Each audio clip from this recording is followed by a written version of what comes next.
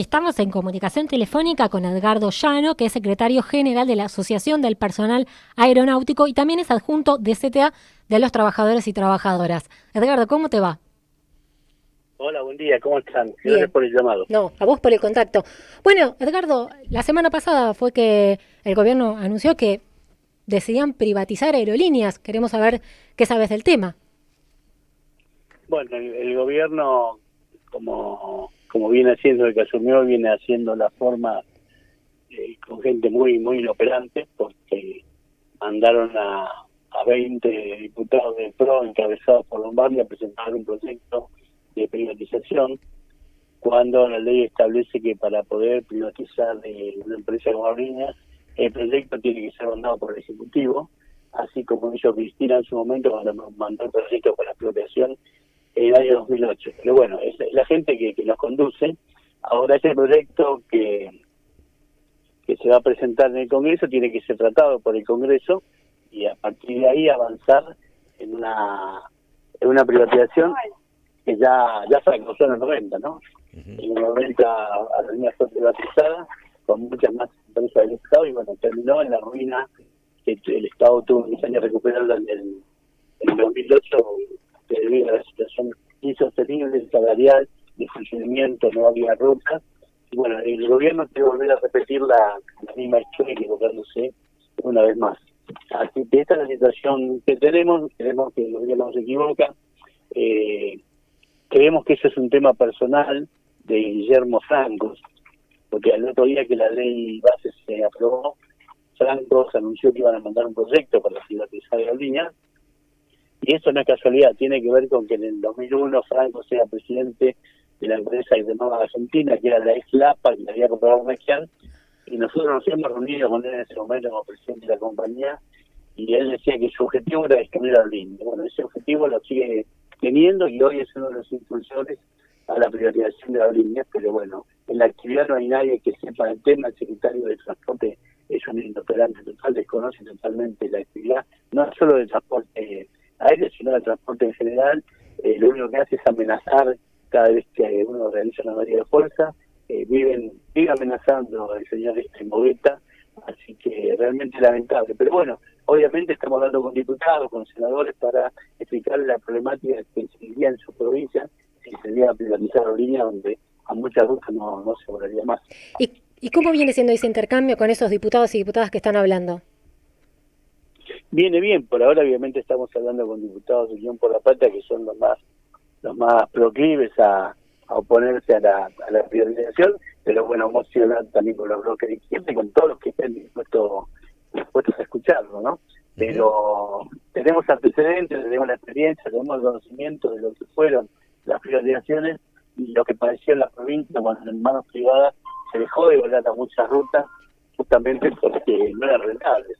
Bueno, si ellos quieren volver a repetir la historia, van a tener que dar explicaciones después de cada voto, ¿no? Edgardo, ¿cómo recordás que nos devolvieron o pudimos volver a tener Aerolíneas Argentinas? ¿En qué situación estaba la empresa después de ser privatizada?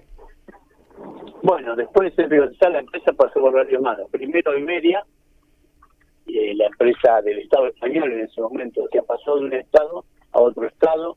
Después Iberia le dio en el año 99 una sociedad a American Airlines, estuvo un año en la empresa, nos vendió un sistema caduco en ese momento de 400 millones de dólares y se fueron, un sistema que todavía funciona y es muy antiguo. Después pasó a la CEPI, que es la Sociedad Estatal para la Ejecución Industrial del Estado español, que controlaba las inversiones de España fuera de su territorio. Y por último, hay que recordar, febrero del 2008 fue un caos donde no había vuelos, teníamos 20 aviones volando, 26, los aviones se desguazaban para reparar unos con otros, rivalizaban, como decimos nosotros, manos del grupo Marzán, se había dejado de volar en la mitad de la ruta del país, y ahí es donde el gobierno interviene mandando un proyecto de recuperación de la empresa, que se logró, y pasó de tener una empresa de 26 aviones a tener 84 como tenemos hoy, cubriendo todas las rutas del país, como ya decía la ley, con todas las frecuencias necesarias, sean o no rentables. Así que la ley de expropiación decía que tenía que cumplir fundamentalmente un rol social, y el rol social lo cumplió, viendo cada punto del país, en la pandemia yendo a buscar la vacuna, yendo a buscar los insumos, trayendo pasajeros que habían sido abandonados por otras líneas aéreas, y la última etapa, cuando fue el comienzo de la guerra de la Franja de Gaza, trayendo argentinos que estaban en Israel a través de un puente aéreo con la Fuerza Aérea vía Roma, y ese rol es el que parte del gobierno se está olvidando, ¿no? Del rol social que cumplió y que cumple Aerolíneas, y menciona el traslado de órganos, que han dado muchas filas en cada uno de esos vuelos que fueron trasladados. Por eso volver a repetir el error de la priorización, parece que el gobierno se vuelve a equivocar, y nosotros vamos a exigir, como recibimos en este momento, la priorización, más allá de las amenazas de todos los funcionarios del gobierno que todos los días nos aplican alguna amenaza distinta. Lo último que hicieron fue mandar un decreto de servicios esenciales para el sector aéreo que no existe en la OIT. Todos los gremios hemos presentado un amparo por ese caso. Ya el de los pilotos salió favorable momentáneamente por 3 meses, y estamos esperando los resultados de los amparos nuestros, porque la OIT considera que no es un servicio esencial el transporte aéreo, y obviamente nosotros vamos a enfocarnos ahí, a focalizarnos en ese amparo que tenemos, porque no tienen, digamos, buscan distintos tipos de alternativas para pararnos, ¿no? Para ver cómo podemos dejar de hacer paros o no. Así que nosotros estamos reclamando hoy un salario que ha sufrido un desfasaje de más del 75% desde diciembre ahora, y el gobierno desvirtúa la realidad, diciendo que hacemos paros salvajes, diciendo que los trabajadores tienen privilegios, cuando en realidad tenemos los mismos beneficios que tienen todas las aerolíneas del mundo, donde lo único que hay son puntos convencionales que han sido homologados por los distintos gobiernos. Pero bueno, la sociedad, junto con un montón de periodistas, de medios, de diarios, tratan de venderle otra cosa, estigmatizar a los trabajadores aeronáuticos y a sus dirigentes, amenazando incluso a las familias también de cada uno de nosotros. Pero bueno, nosotros dimos toda la pelea que había que dar, y la vamos a seguir dando todo el tiempo que sea necesario. Qué loco pensar que si la empresa es deficitaria, algún otro país la quisiera comprar, ¿no? Si fuera pérdida, nadie la querría. Claro, sí, si fuera pérdida nadie la querría, pero de todas maneras lo que hay que tener en cuenta, que hoy privatizar aerolíneas es muy difícil, porque el gobierno reguló el mercado de tal manera que hoy no hace falta como la empresa. Cualquiera puede venir, poner 4 aviones y ponerse a volar. De hecho, ayer una de las empresas de bajo costo anunció que si Aerolínea desapareciera de alguna ruta por otro excedente de operaciones, ellos traían aviones con matrícula chilena, tripulación chilena, para volar dentro del territorio argentino. Eso es un hecho gravísimo, pero lo permiten los decretos que liquidó este gobierno. O sea, nadie va a venir a una empresa que tiene 10.000 trabajadores, que tiene 85 aviones, una estructura de talleres y hangares enorme, cuando pueden venir, instalar 10 aviones y volar donde se le ocurra en el país. Eso está habilitado para hacerlo hoy. Así que creo que no tiene sentido. Lo que creemos nosotros que quieren hacer es desguazar la empresa, terciarizar los sectores rentables o más rentables, como por ejemplo pueden ser los simuladores, el mantenimiento, el sector recarga, y a partir de ahí vendérsela a algunos amigos, como proponía el macrismo, que obviamente es uno de los impulsores también de esta privatización. Sí, me acuerdo de chico de haber visto a Edgardo en un simulador, y la tristeza que me dio cuando lo perdimos, porque ese no se recuperó después de la privatización a Iberia, ¿no? No, eso no se recuperó. En la gestión de Recalde se compraron nuevos simuladores. En la época que vos hablas, los simuladores estaban en Salinas, en Retiro. Sí. Eran simuladores únicos en Latinoamérica. De acuerdo, y se los quedó Iberia. Y se los quedó Iberia, como las propiedades que se quedó. Claro. En la gestión de Recalde se compraron nuevos simuladores que están en el aeropuerto de Ceiza, en los hangares, lo que llaman el CEFEPLA, que es el centro de profesional de capacitación de tripulantes y pilotos, y ahí hay nuevos simuladores que incluso se le dan de servicio a otros países también, y funcionan muy bien. Pero esos que eran históricos los perdimos en su momento. Perdimos, me acuerdo. Y bueno, luego, como usted dijo, vino una gestión que pudo recuperar materialmente, pero imagino que se estará dando un éxodo de técnicos, de pilotos, de azafatas, no sé, de profesionales de la aeronáutica hacia otras empresas, otros países incluso, y eso sí es más difícil de recuperar, ¿no? Si ese desgranamiento continúa. Claro, capacitar a un piloto, por ejemplo, lleva mucho tiempo y lleva mucho dinero. Claro. Acá hubo un retiro voluntario que se fue mucha gente, pero se fue porque realmente muchos cerrando se fueron, no querían irse, pero la pérdida de capacidad adquisitiva del salario es tan grande que se han ido. Hay muchos pilotos que se han ido a otros países, han dejado su tierra para ir a otros países porque el salario aquí ya no les servía para sobrevivir. Y eso ha provocado un éxodo, por ejemplo, en el área de sistemas no quedó nadie, habló un retiro voluntario indiscriminado, no quedó nadie, tienen que contratar empresas de terceros para dar el servicio día a día. Así que realmente lo más lamentable es la gestión que tenemos en la presidencia, que era una persona que venía de la gestión de cómo se recuperó la empresa, en 2008, el señor Lombardo, y hoy es el libertario número 1, ¿no? Claro. Así que eso es realmente lamentable, acompañando la política de gente que no sabe, como vuelvo a repetir, como secretario de transporte, porque Lombardo es una persona que viene de la actividad, que conoce, pero hoy, bueno, se ha puesto en ser defensor de la privatización de Aerolínea cuando en la gestión anterior decía algo totalmente distinto. Sí, lamentablemente no es el único, ¿no? Que pegó esa, no es el único. Que pegó esa vuelta en el aire. Mucho, sí. Empezando por el secretario de Turismo y Medio Ambiente, ¿no? Por ejemplo. Sí, es el principal traidor a una causa popular, porque siempre se supone que peleaba o defendía los derechos nacionales y populares. De hecho, en su momento hizo una gestión importante en el macrismo para defender Aerolíneas. Y después, cuando estaba en Brasil de embajador, también insistió que Aerolíneas tenía que ser la empresa que marcara tendencia en la región, y hoy es el primer privatizador también después de Lombardo. Así que lamentable esos personajes, pero bueno, la sociedad sabe con qué bueyes ara en cada lugar, y no hay que ponerse mal, porque en la historia de la política argentina traidores hubo siempre, y bueno, esto no son la excepción. Sí, y cómo, porque entendemos por lo que sucedió con la Ley Bases, que fue una de las empresas o puntos que se logró quitar, ¿no? Que fue la privatización. Pero ¿qué vericuetos se están encontrando ahora con los pilotos, con las distintas maniobras que están haciendo para que esto se concrete, más allá de la dificultad, como usted planteaba, que incluso escuché que presentan objeciones a algunos gobernadores patagónicos, ¿no? Claro, en su momento la sacaron de la Ley Bases porque necesitaban los votos de los gobernadores, y los gobernadores dijeron que no iban a apoyar la privatización de Aerolínea. Entonces, para poder negociar la Ley Base en general, cerraron ese acuerdo, pero al otro día que se aprobó la Ley Base salió Guillermo Franco a decir que iban a mandar un proyecto único para privatizar Aerolínea. O sea, estafaron a los gobernadores, le dijeron, está bien, vamos a negociar esto, no vamos a privatizar Aerolínea, sin intercargo, pero al otro día de la votación ya salieron con ese discurso.